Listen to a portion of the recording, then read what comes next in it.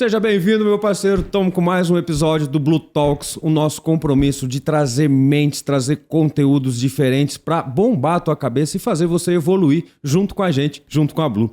Hoje eu tô com o João Pentanha, né? Cara, você tem um podcast que fala sobre neurociência, você é professor da FAI e, putz, que satisfação poder trazer você aqui, né? Poder a gente fazer essa troca, irmão. Obrigado pela oportunidade de trocar com você, ganhar um pouquinho de experiência, irmão. Você apresenta um pouquinho para os nossos amigos aí, João?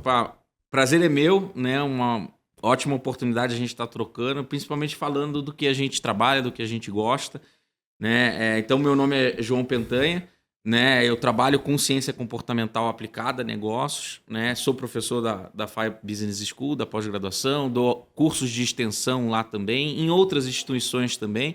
E tenho uma empresa de consultoria, treinamento corporativo, mentoria, sempre utilizando a ciência comportamental aplicada a marketing, aplicada a vendas, aplicada à gestão de maneira geral, né? Porque a gente está falando de pessoas. Legal. Né? Ô, João, mas pra você ver como as coisas acontecem como tem que acontecer. A gente iniciou, né, o Blue Talks há algum tempo atrás. Eu conversei com vários diretores de imobiliária, proprietários, eu conversei com arquiteto, eu conversei com engenheiro. Sabe que sempre qual foi o ponto focal que a gente acabou, irmão? Sempre no ser humano.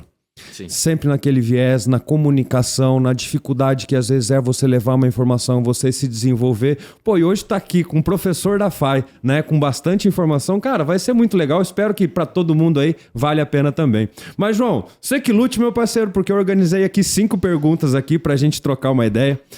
Primeiro, me fala, João, o que são as ciências comportamentais? Então, quando a gente olha para o espectro de ciências comportamentais, ou seja, as ciências que vão entender comportamento humano, processos de tomada de decisão humano, eu sempre falo que a gente não pode se dar o luxo de usar só uma ciência.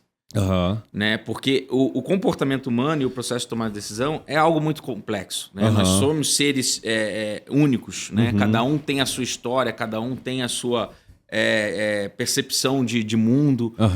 Então eu não posso olhar comportamento humano só olhando a psicologia, ou só olhando a neurociência, ou só olhando a antropologia, ou só olhando a sociologia. Eu preciso colocar tudo isso e ter um olhar interdisciplinar sobre o assunto. Legal. Porque é um assunto complexo o suficiente para a gente ter que mergulhar em várias ciências.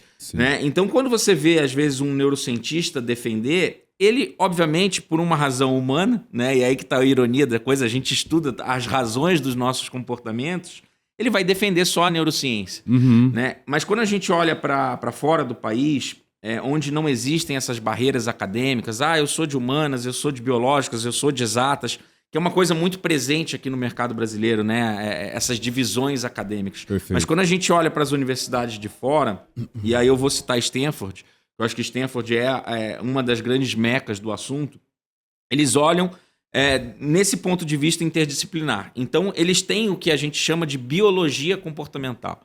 O que é a biologia comportamental? Você vai beber na fonte da neurociência, né, que estuda, né, o nosso processo cognitivo, o funcionamento do nosso sistema nervoso.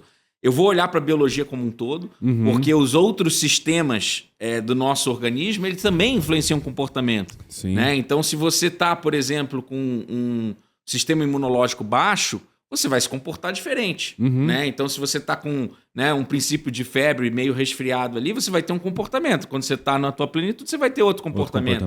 O sistema digestivo, né, que até é chamado aí de o segundo cérebro, né, porque tem realmente é o segundo local do nosso organismo onde tem mais neurônios. Eu preciso entender de sistema digestivo também para entender esse comportamento. Para, João, que eu quero descer. Você está falando que o que eu como influencia como eu penso? Tudo. Olha só, meu camarada. Tudo. Pega essa, irmão. Pega essa. É só a gente trazer, né, pro dia a dia, né? Come uma feijoada e vai trabalhar depois. Teu comportamento vai mudar. Né? Então, assim, quando eu estudo comportamento, eu preciso estudar neurociência, eu preciso estudar biologia, porque tem esses outros sistemas além do sistema que a neurociência cuida. E eu preciso olhar também as ciências sociais do ponto de vista comportamental, né? Claro. E aí todas elas, né? A economia comportamental é uma linha de estudo que vem crescendo bastante, né? Inclusive, tivemos aí no mês passado a perda do Daniel Kahneman, né? Que foi o pai da economia comportamental. O livro dele foi o Rápido Devagar. Eu tenho esse livro que é sensacional, clássico. Meu parceiro. A forma de pensar que ele colocou, né? Que é uma novidade, de certa forma, né? Sim, é uma ciência muito nova, É uma né? ciência, não é moderna, né? Que existe desde que o ser humano existe, mas a descoberta dela eu acho que aconteceu nos últimos anos agora. Sim, sem dúvida. A conceitualização da ciência comportamental como ciência é muito recente. Legal. Né? Se a gente falar de estudos aí cerebrais, eles existem desde o século XIX, mas nos últimos 20, 30 anos a coisa está tomando uma proporção muito mais ampla, né? João, muito mais aprofundada. Eu acho muito interessante falar sobre o assunto, principalmente ter um público que é corretor, que trabalha no mercado imobiliário, porque eu vejo coisas no meu dia a dia, meu parceiro, que eu não consigo explicar. Sabe, assim, ó, vou dar um exemplo, né? Um corretor está entrando e, de repente, ele sabe do assunto, ele conhece o produto, ele dá aula do produto e, de repente, chega um cliente com uma Porsche, com um carrão. Meu parceiro, eu já vi o cara gaguejar, não conseguir falar, começar a suar, derreter, errar e perder cliente bom, sabendo do conteúdo. Por que isso acontece, irmão? A gente vai entrar aí num assunto muito importante quando a gente fala de ciência comportamental, que é a inteligência emocional. Inteligência emocional. Isso. A inteligência emocional basicamente você saber lidar com as emoções, tanto positivas quanto negativas, né? Principalmente aquelas extremas. Né? Então, esse exemplo foi né? Ele se viu diante de uma pessoa com um status elevado e ele falou, pô, como é que eu vou conversar com esse cara se eu sou um simples corretor, né? Vamos dizer assim. Né? Então, ele não soube lidar com aquela emoção, né? E por isso ele se comportou daquela forma e perdeu aquela negociação. Não atendeu o cliente da forma como ele deveria ser atendido. Né? E o que é inteligência emocional? Né? Como que a gente vai conseguir desenvolver ela? Você não adianta eu entender quais são os fatores da inteligência emocional, quais são os pilares da inteligência emocional, porque você não vai usar isso. Como que você aprende inteligência emocional? Entendendo a razão do comportamento, né? Então, entender por que eu me comporto de determinada forma, por que eu tomo decisão assim, por que eu preciso economizar a energia do meu cliente para eu garantir que ele vai ter uma boa experiência. É através desses elementos que você vai conseguir entender as razões dos teus comportamentos e dos comportamentos dos outros, e aí você vai conseguir racionalizar, ter consciência sobre um comportamento que às vezes tá te levando para um caminho errado, e aí você consegue ter a rédea da situação e, opa, o cara pode estar no poste, o cara pode vir de helicóptero que eu vou atender ele da mesma forma como eu atenderia qualquer pessoa. João, chega a me doer o coração, porque às vezes eu vejo o empenho da pessoa, né, a vontade dela dela estudar, né, de fazer ligação, de correr atrás de uma visita, e chega naquele momento ali, sabe, parece que dá um bug, meu parceiro. Tipo, tu deleta, assim, várias informações no meio. E eu te falo, comigo acontecia isso também, porque apesar de não parecer, eu era uma pessoa muito tímida e foi muito difícil doutrinar as próprias emoções, né? Conseguir compreender como eu estava me sentindo, né? E eu acho que a neurociência, as ciências comportamentais vêm para dar essa resposta. Você tem essa resposta, meu parceiro. Você vai me ajudar a me desenvolver hoje aqui, desenvolver a galera também, meu parceiro. Bom, a gente falou um pouquinho das ciências comportamentais, da onde que ela está vindo, como que a gente se coloca. Quais são as ciências ali, né? Quais são as ciências? Você falou sobre a neurociência, a biologia e as ciências sociais comportamentais. Você falou uma outra, psicologia financeira. Parceiro, isso eu acho sensacional, porque vejo algumas negociações, né, que o próprio cliente, às vezes ele tem uma coisa que está a um passo dele, só que ele não consegue dar esse passo em cima daquele objetivo por alguma coisa na cabeça, um determinado medo, alguma coisa que está enraizada lá atrás. A ciência comportamental explica isso também, né, que o dinheiro ele é totalmente emocional, não é?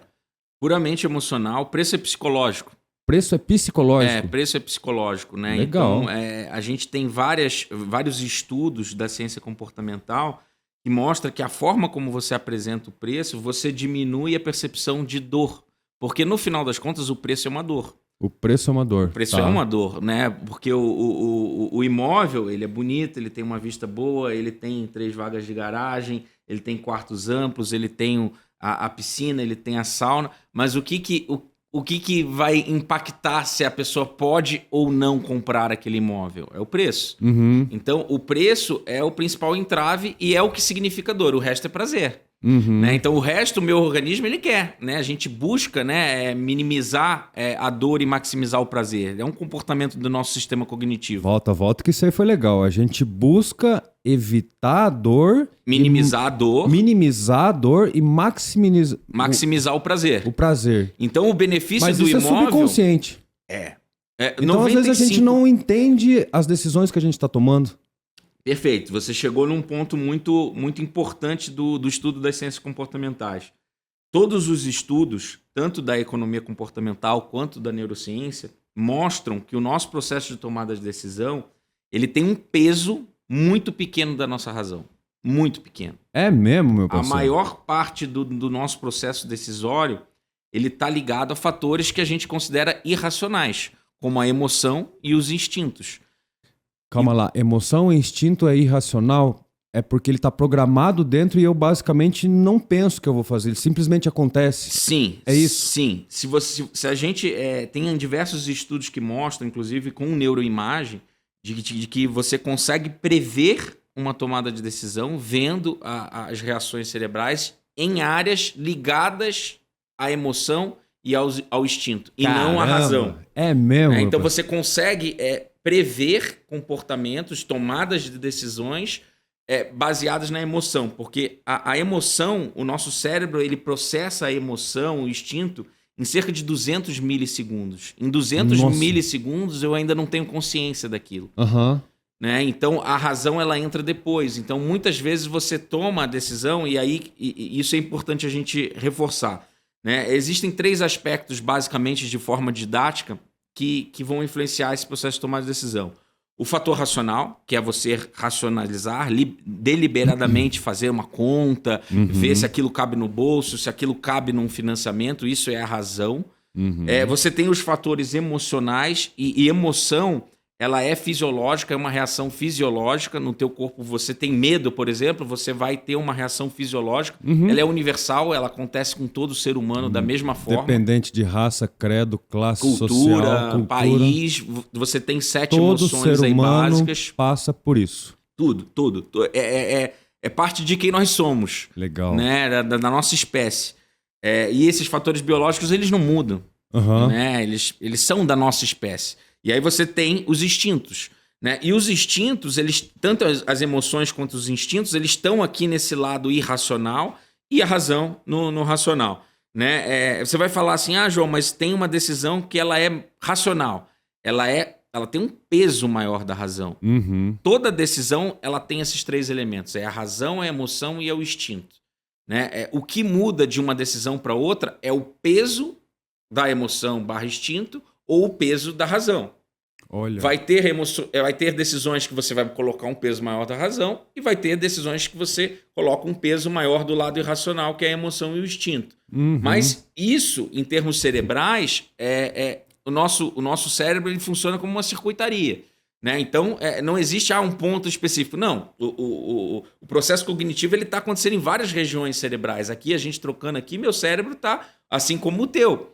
Né? E esse processo atencional ele é muito importante também, né, nesse processo. Né? Se você não consegue capturar a atenção, se você não consegue engajar emocionalmente a pessoa, se você não ser entendível para a pessoa, se eu falar algo aqui que você não entende, e se eu não conseguir criar algum tipo de associação de memória, eu não vou conseguir influenciar a tua tomada de decisão. Olha só. Então tem que passar por isso.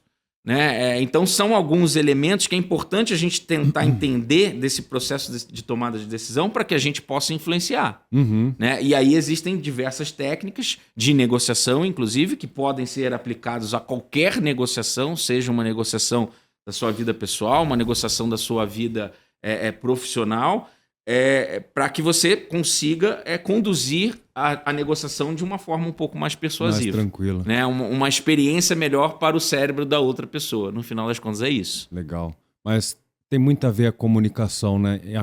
Uma coisa que você falou... É o alicerce. Eu lembro, né? Porque eu gosto de trazer exemplo prático das coisas, né? Coisas simples, né?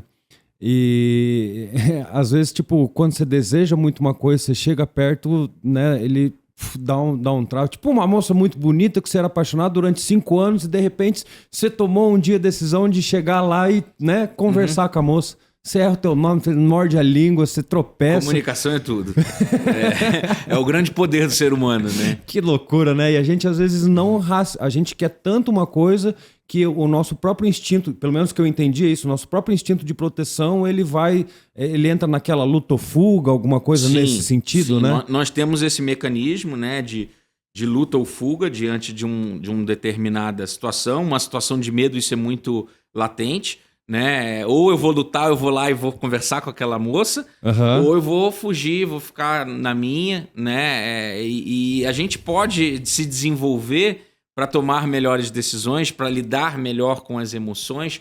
E quando você falou de comunicação, é muito importante a gente reforçar um aspecto que existe a comunicação verbal, que é o que está saindo da nossa boca, ou que você está escrevendo nos canais digitais, no WhatsApp, no e-mail, né? E existe a linguagem não verbal. E também existe o teu tom de voz, que faz parte da linguagem não verbal, mas dá para a gente separar aqui o tom de voz, a linguagem não verbal e a linguagem verbal.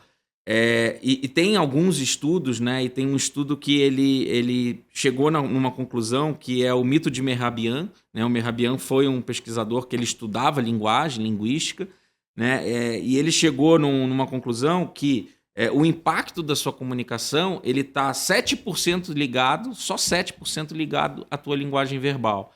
E 70% está na sua linguagem não verbal, e o restante ali o teu tom de voz. Olha né? só. E a linguagem não verbal e o teu tom de voz, ele impacta o inconsciente da pessoa. Que são os 5 sentidos, basicamente, né? A forma Perfeito. como eu vou ver o meu pré-julgamento através daquilo que eu já vi, vivenciei, eu olho, às vezes eu já crio um julgamento. O jeito Sim. que a pessoa se comporta ou muito rápido, E aquilo está influenciando a ou tua tomada muito de decisão. devagar, isso vai me... Olha... Inconscientemente, você já está tomando decisões sem ainda ter a consciência dele. Lembra que eu falei lá que em 200 milissegundos você já consegue processar a emoção daquela situação. E às vezes, uma situação, né? Vamos dizer que você tem uma interação com um vendedor e aquele vendedor está, de repente, se portando de uma forma inadequada, está com uma roupa inadequada. Independente do produto que o cara tem, que pode ser o melhor do mundo, e até da capacidade técnica dele, você já cria algum tipo de julgamento ali, e nós somos seres pré-conceituosos, né? Isso é da natureza humana, e aí você já julga, e aí você já, inconscientemente, você já tem uma aversão àquela pessoa. Olha só. Se ela vai conseguir te convencer ou não... Independente do que falou, não falou, já tem um... Já tem um preconceito, né? Isso é inconsciente. E aí, obviamente, que com técnica, com habilidade, essa pessoa consegue reverter essa situação. Né? Então você pode chegar, o João tá aqui, né, tentando me vender um imóvel e, o João é tão novo, né? Talvez não passe credibilidade para vender um imóvel desse porte. Mas aí, se o cara é bom, ele consegue reverter isso. Sim. Né? Com boas técnicas de comunicação. Sim. Né? Então, no final das contas, a comunicação, que era o escopo da pergunta, ela é o alicerce, né? Você precisa se comunicar melhor para você conseguir negociar melhor, liderar melhor, né? Usar os elementos linguísticos, não só os verbais, mas também os não verbais e o tom de voz, para que você conduza negociações da maneira mais assertiva possível. É isso. A neurociência comportamental na negociação é isso, basicamente. E o lado inverso também é verdadeiro, né? Você estava falando, eu lembrei de um exemplo. Rapaz, graças a Deus eu tive a oportunidade de negociar vários imóveis bastante caros, só que tem uma negociação que eu não vou esquecer. Eu estava bem de boa, agendei uma visita. Chegou um rapaz, pelo que eu entendi, bastante influente, né? E ele era japonês, eu não sei se é da cultura ou não, mas foi uma negociação muito engraçada, porque eu tava louco para vender e tal, e bastante simpático, tentando criar rapport, né? Eu jogava alguma coisa, ele não falava nada. Ele parava, olhava para um lado, olhava para o outro, pensava, escrevia. Nisso eu já tinha derramado gotas de suor, meu parceiro. E a negociação, ela demorou 1 hora, por aí. A gente não trocou 20 palavras. Assim, foi uma coisa surreal. E ali eu entendi o jogo da negociação. Sim, porque xadrez, né? Um xadrez, porque a todo momento o cliente, ele pegava o que eu jogava para ele contra mim. para me provar naquele instante se o meu conhecimento ele era realmente. Então, aquele cara para mim foi um mestre, porque ele me deu um ensinamento único de conter a emoção e jogar fazer a jogada certa, vamos falar assim, né?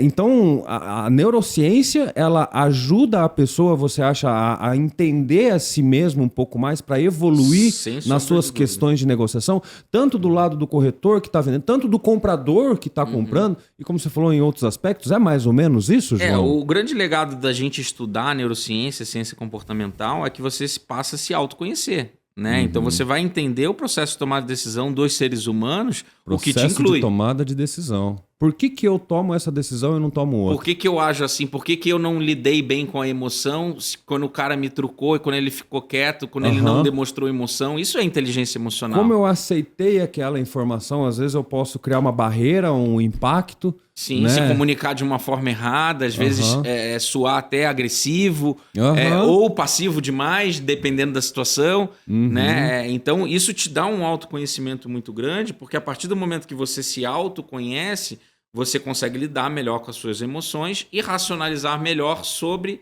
as suas decisões e conduzir aquela negociação da melhor maneira possível. Então, o que esse cliente fez com você foi exatamente isso. Ele jogou com as suas emoções através do estilo dele oriental, e é assim que os orientais negociam, né? Para, de repente, te tirar ali do prumo ali, de repente te fazer uma situação que você, de repente, vai conceder um desconto maior. Eu não sei qual que era, né, o escopo da negociação mais específica. Mais ou menos isso, é isso aí mesmo. Mas ele estava jogando um xadrez contigo. Exato, né? E processo de tomada de decisão, comportamento, é um xadrez. À medida que você se conhece melhor e você consegue ter essa empatia de conhecer o outro, porque nós somos da mesma espécie, você consegue jogar esse xadrez de uma forma um pouco mais efetiva, né? Uma comunicação mais efetiva e um processo de persuasão mais eficaz. Olha só que legal. Não, você tem muita informação mesmo, hein, João? Nós vai passar longe aqui, ó. Já passou 20 minutos. Irmão, então, a gente estava falando de negociação e a gente antes falou de viés cognitivo, né? Sim. O que é esse tópico? Como que ele se comporta numa negociação? O viés cognitivo é a forma de pensar? É mais ou menos isso ou não? Vou tentar explicar de uma forma bem simples, né? Nosso processo de tomada de decisão, ele tem alguns espectros, né? Então você tem processos mais analíticos, deliberativos, que é o que o Daniel Kahneman, no livro Rápido e Devagar, fala que é o sistema 2, né? Então é a nossa razão, vamos dizer assim.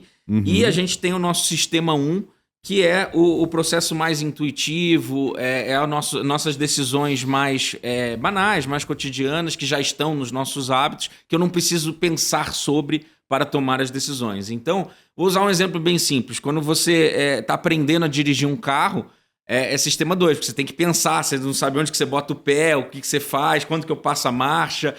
E quando você passa a dominar aquilo vira sistema 1 para você. Porque você dirige, muitas vezes você nem sabe como que você chegou em casa, no caminho já está no automático, ou seja, você não precisa colocar muita racionalização sobre. Tanto que você consegue conversar, você consegue escutar rádio, você eventualmente, não promovendo esse comportamento, mas eventualmente você até responde um WhatsApp ali dirigindo, enfim, aquilo já é sistema 1.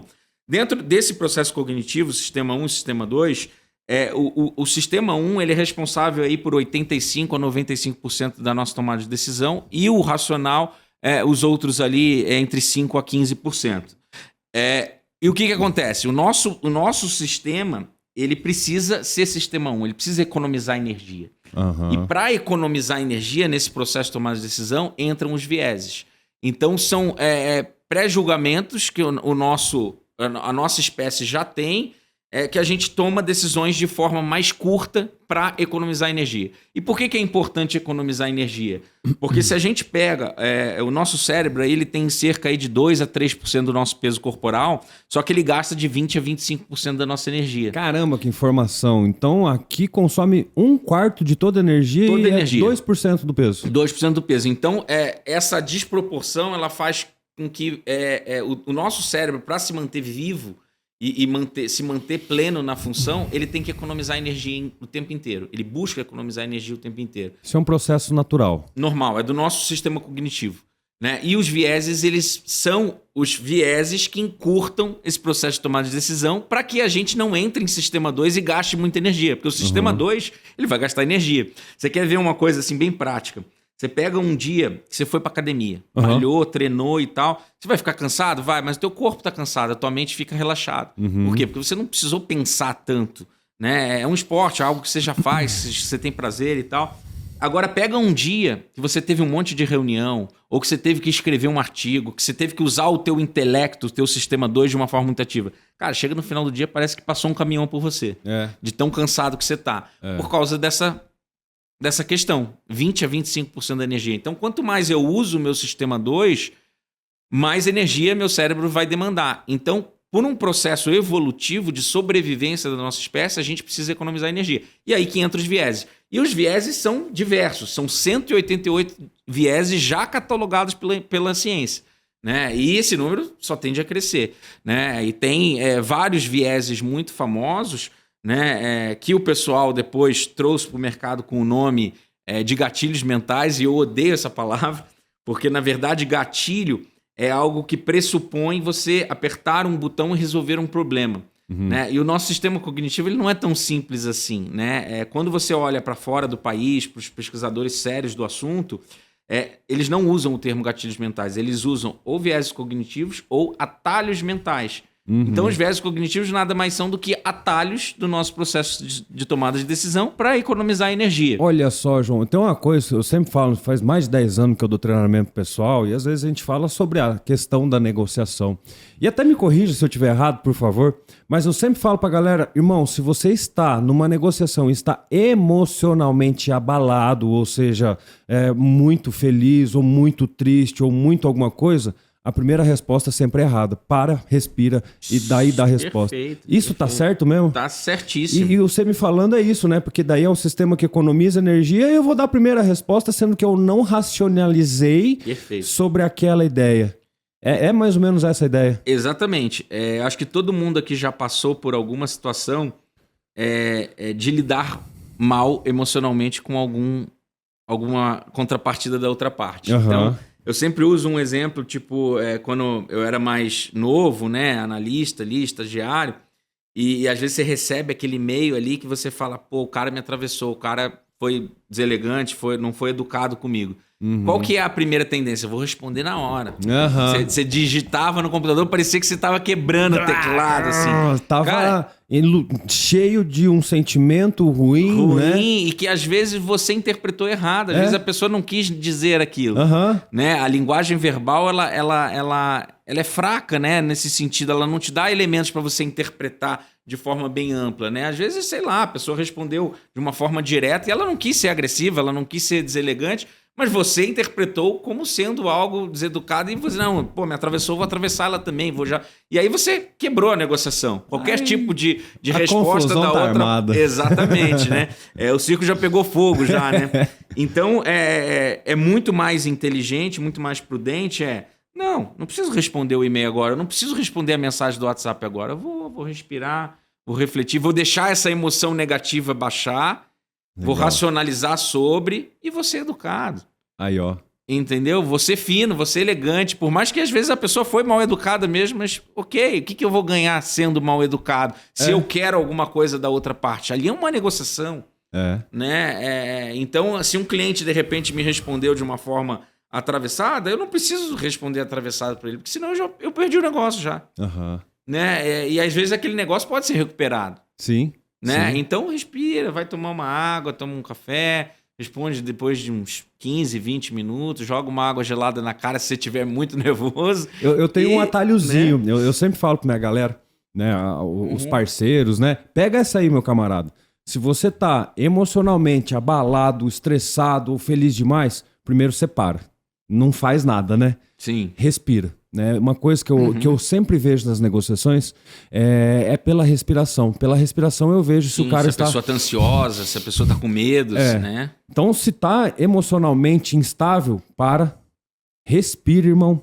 observa todos os lados que podem estar ocorrendo, todos os, né, o que está acontecendo em volta para depois responder, porque geralmente, e o professor está aqui me explicando, a primeira resposta na raiva ou num sentimento muito forte, ela é a errada. Errado, né? Você tende a criar... Pegou? Você tende a criar uma situação negativa para aquela negociação. Desnecessário. Exato. Porque você entendeu uma coisa...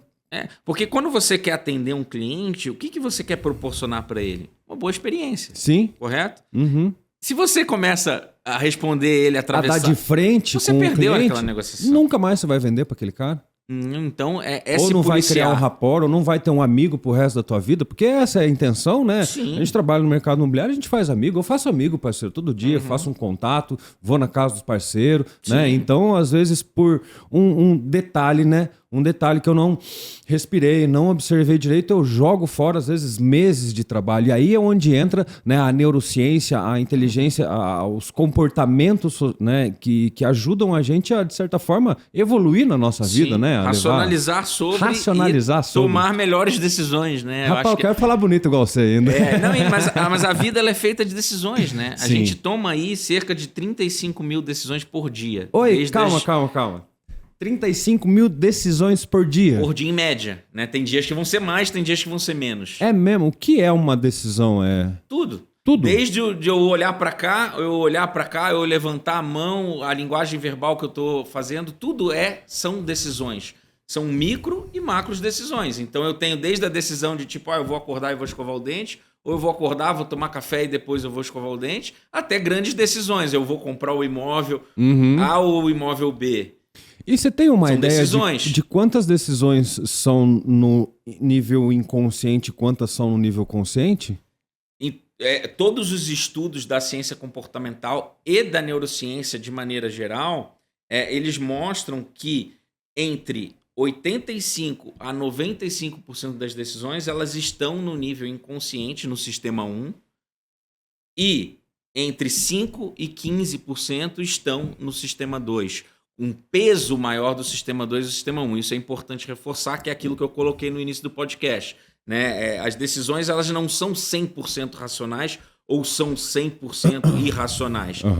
É sempre uma mescla, mas existe um peso maior dependendo da decisão. Então você vai falar assim, a decisão de comprar um imóvel, que é uma grande decisão, é uma grande quantia de dinheiro. É uma decisão que às vezes envolve anos de trabalho, às vezes envolve uma herança que demorou... Toda uma vida, né? Toda uma vida, às vezes um financiamento que você vai, né, fazer por 25... É uma decisão muito forte emocional. Exatamente, ela é muito emocional. Né? Ela não é 100% razão, ou tem um peso maior da razão igual a gente acha que é. Decisões de consumo, de maneira geral, desde você comprar uma água até você comprar um imóvel, que é o fruto do trabalho de uma vida toda, elas têm exatamente o peso que eu acabei de comentar. Entre 85% a 95% do processo decisório é mais irracional do que racional. E o meu irracional está atrás daquilo que eu vi, do que eu vivenciei. Talvez eu não estou analisando o presente, não estou analisando o que pode vir a acontecer. Às vezes nem analiso o futuro também. Simplesmente eu tomei uma decisão com base daquilo que eu nem estou conscientemente racionalizando. Que loucura isso, João. Tem uma frase fantástica que acho que elucida bem esse ponto. É uma frase do Dan Ariely, que é um cientista comportamental. Ele fala que a gente usa a nossa razão para justificar a nossa tomada de decisão irracional. Uia, né? Então, pesado isso aí. Repete. A gente justifica com a razão o nosso processo de tomada de decisória irracional. Ele fala sobre isso, né? E ele mostra diversas pesquisas, estudos acadêmicos que mostram essa irracionalidade do ser humano. E isso está muito presente, né? Então, quando você compra uma Ferrari, por exemplo, por que a pessoa compra uma Ferrari? Do ponto de vista de razão. De razão. Razão, uma Ferrari. Corre bastante, mas eu posso morrer por causa disso, não é racional. Vou chamar bastante atenção na rua. Um bom investimento em nível financeiro? Acho que não, hein, pai? Gasta bastante para manter um bichinho daquele, né? Imagina, por mais dinheiro que você tenha, do ponto de vista financeiro, não faz sentido nenhum racional. Nenhum. De conta. Nenhum. Né? Você compra um passivo que vai te dar um monte de despesa. Vai dar um prejuizinho. Fora que você vai ficar avisado para roubo, para sequestro, né? Vai afetar a segurança, enfim. Por que a pessoa compra uma Ferrari? Ou por que a pessoa compra uma casa, tipo, que ela não vai nem usar o tamanho todo daquela casa? Por que, João? Também não sei, parceiro. A decisão da Ferrari, ela tem muito a ver com ser aceito socialmente num grupo específico, né? E nós somos seres sociais, nós somos seres tribais, né? Nós queremos fazer parte de tribos. Então, o cara que compra uma Ferrari, ele quer participar de um grupo determinado de pessoas que tem Ferrari. Né? E para ingressar nessa tribo, eu preciso comprar a Ferrari. Olha só. Então, ela é uma decisão muito instintiva. Lembra lá, instinto e emoção tá no lado irracional e a razão tá na conta. Então, se você fizer a conta, não faz sentido nenhum você comprar a Ferrari. Né? Então, você tá aqui num instinto. Um instinto de querer fazer parte de um grupo. Né? As nossas decisões, elas têm muito esse meio social que a gente quer fazer parte, que a gente quer criar algum tipo de associação. Né? Por que uma pessoa usa Apple e determinada pessoa usa Samsung, se muitas vezes a funcionalidade técnica do Samsung é melhor que o da Apple? Porque ela quer ser Apple, ela quer passar a imagem que aquela marca está transmitindo de ser inovadora, de ser uma pessoa de vanguarda, de ser uma pessoa criativa. Né? Isso tem a ver com gestão de marca, isso tem a ver com processo de tomada de decisão de consumo. Né? E quando a gente fala de consumo, é muito o peso da irracionalidade, ele é muito presente. Desde as pequenas compras até as grandes compras. O desejo, você fala. O desejo. Né? Trocando isso. Nesse caso, o desejo de ser aceito socialmente naquele grupo. Aí, razão vai para 5%. Diminui, né, o peso da razão. Né? Ele vai usar a razão para justificar. Ele vai falar, não, mas eu comprei aqui porque eu tenho muito dinheiro. Ele vai achar uma razão. Ô, João, eu tô chateado porque esse papo tinha que ter acontecido uns 10 anos atrás, rapaz do céu. Porque eu já fiz tanta loucura nesse mundo, irmão. A gente toma decisões erradas.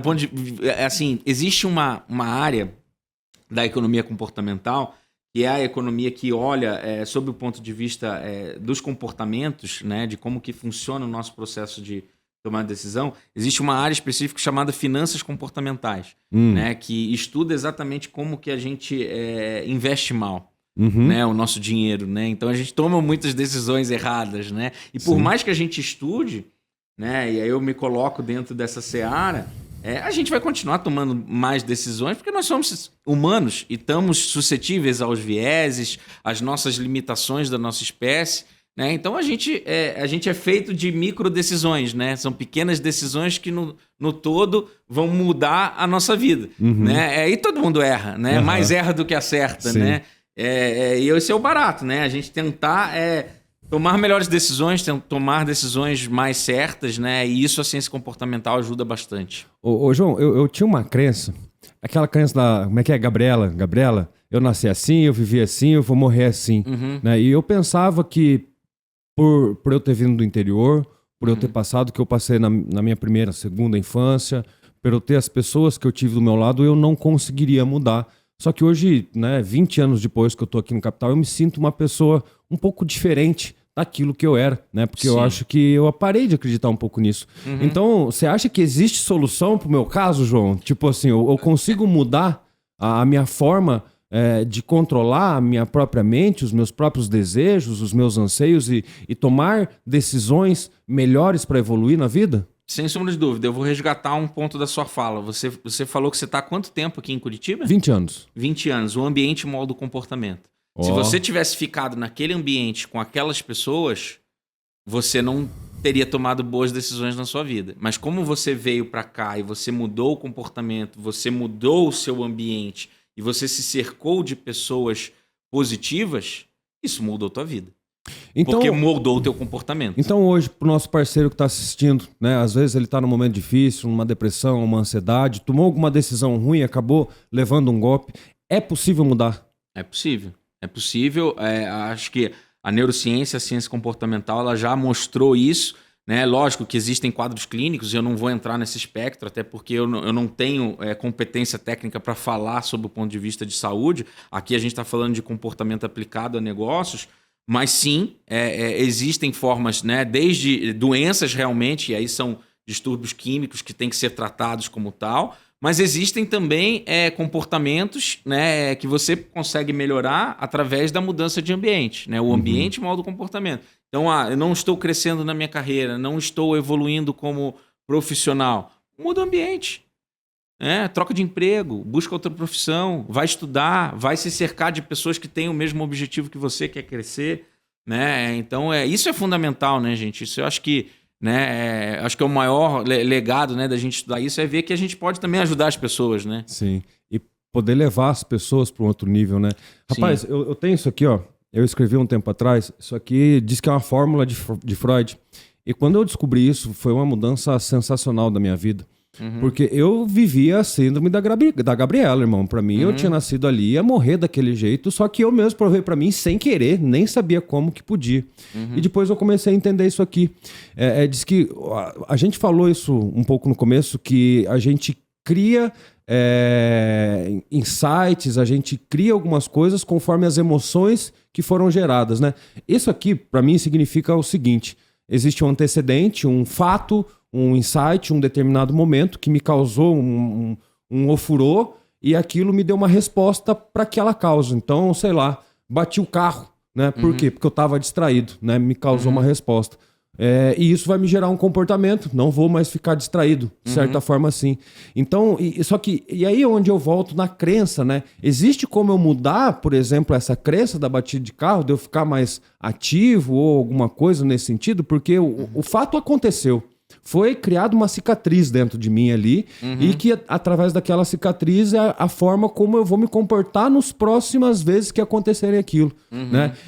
É o meu comportamento. E aí me falaram nessa resposta que se eu conseguir mudar o antecedente eu não mudo, né? Mas se eu mudar a resposta que eu tive sobre aquele fato em si, eu vou conseguir mudar o meu comportamento. Perfeito. Você sabe qual que é a diferença do burro pro esperto e pro sábio? Não, pai. Não. O burro é o que não aprende nem com os próprios erros. O burro é o que não aprende, aprende. Nem com os próprios erros. Ele erra e não aprende. Esse é o burro.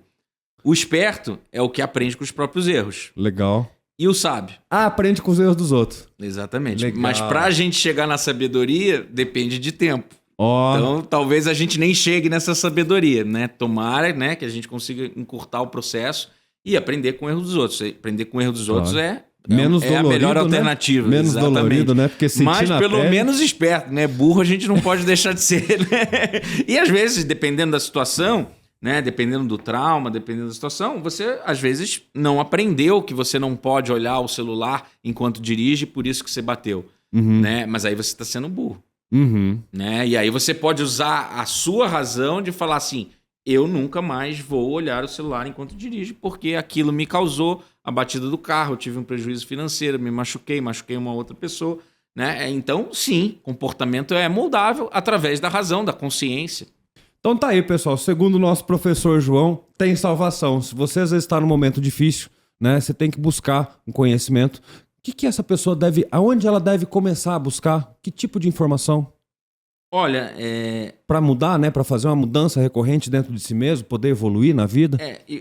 Tudo que me ajudou na minha vida foi entender ciência comportamental, né? Então, quando eu falo sobre o assunto, eu dou dica para as pessoas: se vocês quiserem conhecer mais de ciência comportamental, procurem, né? Inclusive, você é uma fonte, né? Você tem um podcast. Como é que chama o teu podcast? É 30 min de minutos, legal, né? Na transição ali, de neuromarketing. Aí, 30 min de neuromarketing. Tá no Spotify, tá nos principais aí canais de streaming de áudio. Com certeza ali deve ter muito conteúdo que vai dar aquele estalo na cabeça da pessoa para mudar. Tem cerca aí de 90 episódios dos mais diversos temas relacionados à ciência comportamental aplicada a negócios. Aí, ó. João neles, então. Show de bola, meu parceiro. Deixa eu falar uma outra coisa. Nossa senhora, o tempo voa, irmão. Se deixar, nós vai longe aqui. A gente falou, né, um pouquinho antes sobre metodologia de negociação, né? O que você pode falar sobre... Existe um padrão de negociação que hoje obtém mais sucesso ou menos sucesso? É isso? Foi criado uma forma de negociar? Existem diversas técnicas de negociação. Acho que a mais consagrada, que as pessoas academicamente sempre falam, é o modelo Harvard de negociação, né? Modelo Harvard de negociação. Isso, o modelo Harvard de negociação, que obviamente foi criado dentro da escola de Harvard. Mas eu falo que negociação não existe uma receita de bolo. Existem técnicas, né, que você precisa usar mas você precisa entender o porquê, né? E geralmente os cursos de técnicas de negociação, eles explicam o que fazer e como fazer, mas eles não explicam o porquê. E o porquê ele está na ciência comportamental, né? Se você entende comportamento, você entende o porquê de determinadas técnicas de negociação. E o modelo de Harvard, né, para exemplificar uma das metodologias, ele prega, né, a negociação ganha-ganha. Negociação ganha-ganha. Todo mundo tem Negociação ganha. ganha-ganha, né? Então é muito debatido isso, né? Você tem que promover uma relação, uma negociação onde ambas as partes ganham, né? Então você vai ter determinadas coisas de concessões dentro de uma negociação que você valoriza e outras que de repente você consegue abrir mão. E a outra parte é a mesma coisa. Então você conseguir chegar num acordo onde você abre mão de alguma coisa para ganhar o que mais te importa, e a outra parte também abre mão de outras coisas para sair ali com o que mais valoriza daquela negociação. Qual que é o ponto? Geralmente, nas negociações ganha-perde, as pessoas tendem a ter um cabo de força, né? Tipo, eu quero apertar o cara no preço e tal, e a outra parte quer comprar no melhor preço, a outra parte quer vender no melhor preço. Só que aí o que acontece? Vira um cabo de força e vocês não conseguem chegar num denominador comum, vocês não conseguem negociar. Sim. Então vocês vão ter que achar no meio aqui da zona de possível acordo, né? Que é uma sigla chamada ZOPA, né? O Zone of Possible Agreements, né? Então eu vou até aqui, a outra parte vai até aqui, vamos achar um meio do caminho aqui onde ambas as partes saiam felizes, né? Então isso é o ganha-ganha, né? O ponto que a neurociência traz, né? E aí a técnica da negociação Harvard, eu acho que não é o objetivo aqui, mas as pessoas podem procurar no Google e vocês vão ver que tem uma metodologia, tem um passo a passo. Em todas elas você consegue enxergar a ciência comportamental ali, explicando o porquê. Né? Então, do ponto de vista biológico, nós tendemos a ir para o ganha-perde. A gente quer sempre ganhar, porque ganhar é viciante. Né? Quando você ganha. O que acontece com o corpo? Enche de química, né? Enche de neurotransmissores positivos, né? E eu me acostumo com aquilo e eu quero aquela sensação sempre, né? Então eu quero ganhar. Então quando tipo você vício mesmo? É vício, é sistema de recompensa. Aí é por isso a questão do jogo recorrente. Do jogo, dos vícios químicos, né? Todos estão ligados com o nosso sistema de recompensa. Então, se você coloca aquela recompensa, se você gosta daquela recompensa, você quer ter a repetição daquela recompensa. Então, se você ganha, você quer sempre ganhar. Então, do ponto de vista biológico, nós somos seres egoístas por natureza, né? Então, o ser humano ele entra numa negociação no ganha-perde.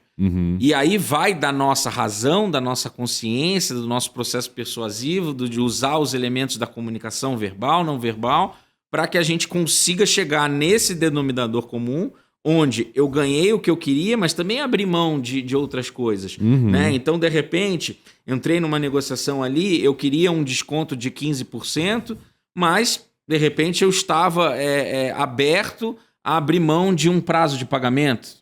E a outra parte tinha essa ferramenta ali na política comercial dela, e aí ela deu aquele desconto, mas recebeu antes. E os dois saíram felizes. Legal. Sim. Né? Então, para chegar nesse acordo, né, e aí a gente pode fazer aí o paralelo com o mercado imobiliário, a gente tem que entender o que a outra parte valoriza. E muitas vezes, na palavra, na linguagem verbal, ela vai expressar para você a justificativa racional e não o real motivo da emoção, do instinto que ela está comprando aquele apartamento. Caramba. E aí, como que a gente desvenda isso? Perguntas, saber ler. Né? Então, através de perguntas, você fala assim, o que o cara valoriza nesse imóvel aqui é a segurança da família dele. Então, o que eu vou botar de argumento? Eu vou falar que a portaria é 24 horas, que tem câmera, que tem isso, que tem aquilo, porque é esse processo aqui que ele vai fazer com que ele tome a decisão. E não se o preço é X ou se o preço é Y, se a cobertura tem um garden, se não tem um garden, porque o cara não valoriza aquilo ali. O que ele valoriza é a segurança da família dele. Né? E aí você consegue entender, através de perguntas, quais os pontos que ele valoriza, e aí você vai reforçar os teus argumentos em cima daquilo. E não de tipo, mas o prédio tem piscina. Tá, mas eu não sei nadar. Entendi.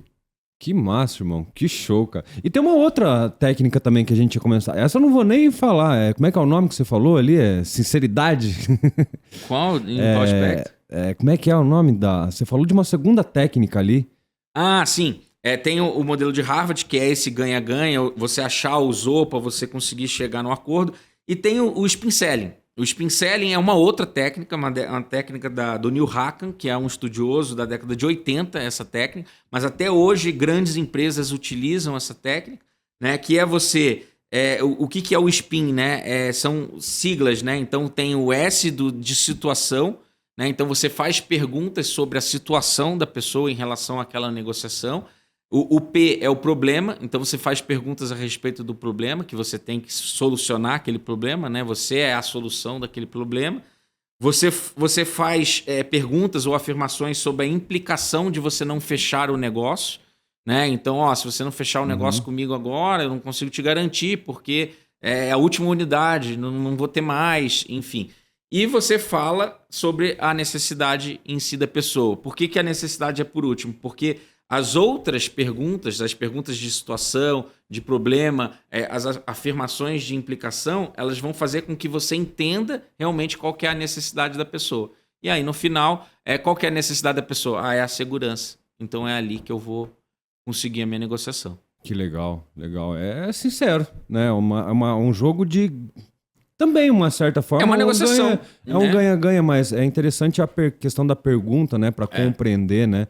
Eu sempre vejo que, às vezes, chega um cliente e o corretor começa a despejar informação no cara e, às vezes, nem Às vezes ele tá falando entende. da piscina que o cara não gosta de piscina. E é um erro crasso isso. Você está jogando... Porque aquilo tá gastando energia do cliente. E a gente não quer gastar energia. Inconscientemente, aquele corretor que tá me despejando um monte de informação que para mim não interessa, eu vou criar uma repulsa. Inconscientemente, eu não quero fazer negócio com aquele corretor. Eu quero fazer negócio com um corretor que identifica o que eu estou procurando. Né? E aí o spin selling é muito valioso nesse sentido, né? Porque negociação ele é muito mais sobre fazer perguntas do que fazer afirmações. Né? Aquele corretor que fala muito, que é o exemplo que você citou, ele tende a fechar bem menos negócio do que o cara que faz perguntas inteligentes. Né? E aí o spin selling é perguntas sobre a situação do cliente, né? Sobre o problema que o cliente está querendo resolver, perguntas ou afirmações sobre a implicação do cliente não fechar aquele imóvel que você está ali oferecendo e realmente a necessidade. E a necessidade, por último, porque ali você consegue ter uma leitura do que o teu cliente precisa, né? E aí ali você percebeu que o aspecto que ele mais valoriza num imóvel é a segurança. Estou dando um exemplo aqui fictício, né? E aí você vai e força, né? Repete aqueles pontos que falam da segurança do imóvel, ou que falam, de repente, do imóvel ter 3 vagas de garagem, ou ter a localização X, ou ter um espaço na natureza. Vai depender do cliente. Tem que falar a língua do cliente. Eu tenho que me conectar com ele. Eu sempre falo isso através do rapport, né? Que é você se conectar com uma pessoa para depois você conseguir vender. Isso você só vai conseguir se conectar se a pessoa te der essa liberdade. E ela só vai te dar liberdade se você criar um clima realmente favorável para essa situação, né? Entender a dor da pessoa, né? Perfeito. Deixar a pessoa confortável, né? Deixar a pessoa confortável. Quando você faz as perguntas e a pessoa tem esse tempo de qualidade de falar... o que acontece no processo cognitivo dela? Ela fala, desabafei, o cara entendeu o meu problema. E aí tem várias técnicas. Você pode, por exemplo, parafrasear a pessoa. Então você me falou que você tem 3 filhos, então eu entendi que você tem 3 filhos, então é importante para você ter uma escola de qualidade próxima. Olha, esse imóvel aqui é perto do colégio X, entendeu? Aí você mostra para ele que você entendeu ele e aí ele vai ficar confortável com aquela situação. Você está causando, no final das contas, uma boa experiência do cliente. Rapaz, que aula que eu tô tendo de venda aqui na prática, irmão. Porque é exatamente isso que a gente vivencia, né, no nosso dia a dia, né? A forma, o comportamento, as ações, né? A gente sempre fica analisando os números. Por que tal corretor tem mais sucesso? Por que fulano consegue? Por que tal imobiliária consegue ser mais assertiva? Né? Cada empreendedor... é muito doido. Se você pegar bons vendedores, e analisar eles do ponto de vista comportamental, você vai ver que o comportamento dele é mais assertivo com as situações. Olha só. Aí você pega o cara que não fecha negócio, por que ele não está fechando negócio? É só você sair um dia com ele e ficar quieto. Fica lá, sai com ele. Deixa ele negociar. Ah, não, trouxe um amigo meu aqui, não precisa nem falar, né? Quem que você é e tal, você vai perceber que o cara às vezes não sabe conduzir a negociação, o cara às vezes é ansioso, o cara às vezes atropela o cliente, né, nas palavras, começa a despejar um monte de informação que o cliente não está interessado naquilo, né? E aí você consegue distinguir uma boa equipe comercial de uma má equipe comercial, né? Que show. Irmão, temos 5 minutos, eu vou fazer uma última perguntinha. Como é que eu aprendo, como é que eu coloco na prática tudo isso que a gente conversou, meu parceiro? Olha, eu acho que uma boa dica aí é o podcast, né? Porque tem aí, tá aberto, é gratuito. Eu acho que tem bastante aula lá, com vários insights, com pessoas de fora do país, com pessoas realmente sérias que estudam do assunto, né? Então, tem vários episódios lá, inclusive tem um episódio específico do mercado imobiliário. E estudar, né? Então, acho que aqui, para quem é de Curitiba e região, a FAI sempre promove cursos, né? Legal. Eu sou professor lá, inclusive. Então, eu acho que é buscar o conhecimento, né? Independente se vai ser no meu podcast, se vai ser na minha aula, se cercar de bons livros, né? Estudar sobre ciência comportamental, economia comportamental, né? Então, eu posso aqui dar milhões de dicas de livros e cursos, mas eu acho que é procurar um bom conhecimento do assunto, principalmente da aplicação do assunto. Né? Então, existe muito conhecimento teórico que às vezes é legal você saber qual a área cerebral vai ser impactada diante de determinada situação. É bacana, mas para que você vai usar aquilo? Né? Então, eu tomo bastante o cuidado de trazer esses exemplos aqui que a gente debateu, porque não interessa eu só saber como que o meu cérebro processa uma emoção ou uma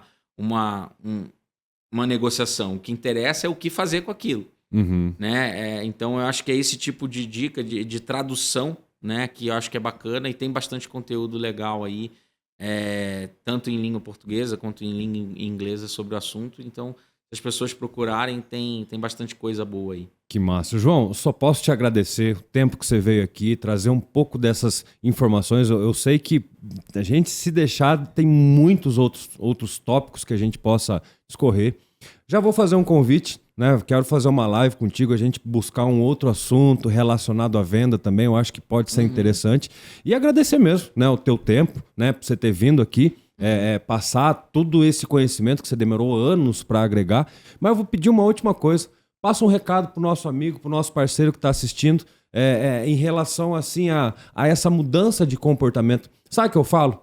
E aí foi a psicologia, a neurociência que me ajudou.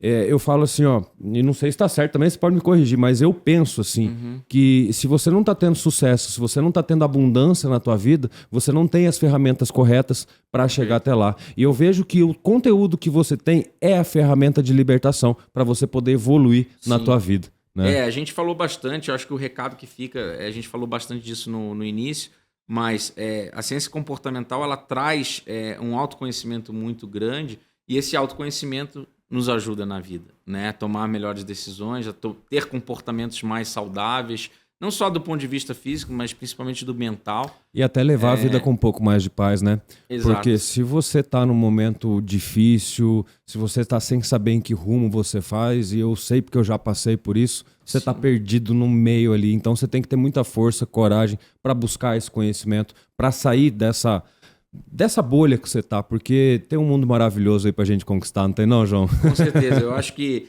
né, a gente estava até falando aqui nos bastidores, né, que acho que a pessoa que para de aprender, a chama dela apaga. Legal, né? Então, pra gente acender essa chama, buscar conhecimento. Como é que você fala? Lifelong learning, né? Aprendizado contínuo ao longo da vida, né? Aí, ó, aprendizado contínuo. Não dá pra parar nunca, né, irmão? Não dá. No dia que parar, eu acho que a chama apaga, né? João, evolui muito hoje. Obrigado mais uma vez. Satisfação. Obrigado. Meu camarada, esse foi mais um podcast da Blue que a gente tá trazendo informações. E se prepara que tá vindo bastante coisa. Sucesso pra nós. Tamo junto.